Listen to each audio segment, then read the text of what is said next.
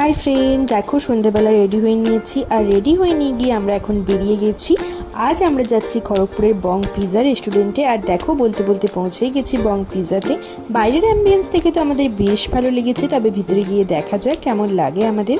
আর বলতে বলতে দেখো আমরা ভিতরে পৌঁছে গেছি। ভিতরে পৌঁছে আমরা দেখি এখানকার অ্যাম্বিয়েন্স নিয়ে তো কোনো কথাই হবে না, একদম অন্যরকম একটা অ্যাম্বিয়েন্স। যেখানে দেখো রেল লাইন পাতা রয়েছে, তার জন্য রয়েছে একটা ট্রেন, যেই ট্রেনে করে আমাদেরকে ফুড সার্ভ করা হবে। আর দেখো আমরা এখন উলুবেড়িয়া প্ল্যাটফর্মে বসে গেছি। প্ল্যাটফর্মে বসে আমরা এখানকার মেনু কার্ড দেখে কিছু খাবার অর্ডার করে ফেলেছি। কিছুক্ষণ ওয়েট করার পর দেখো ট্রেন আমাদের খাবার নিয়ে চলে এসছে। তো প্রথমেই নিয়ে চলে এসছে পিৎজা, আর এই পিৎজাটা ছিল চিকেন ওভারলোডেড পিৎজা।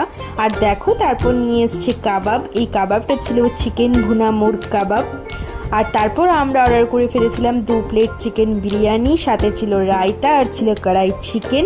তো এগুলোর পর আমরা অর্ডার করেছিলাম 2টো মজিটো, যার মধ্যে ছিল গন্ধরাজ চিলি পাঞ্চ মজিটো আর ছিল ফ্রোজেন ম্যাঙ্গো। যেটা দুটো খেতে খুব ভালো ছিল। খাওয়া শেষ করে আমরা এখান থেকে বেরিয়ে গেছি। তো দেখো ফাইনালি আমরা বাড়ির দিকে রওনা দিয়ে ফেলেছি। আজকের মতো ব্লগটা এখানেই শেষ করছি।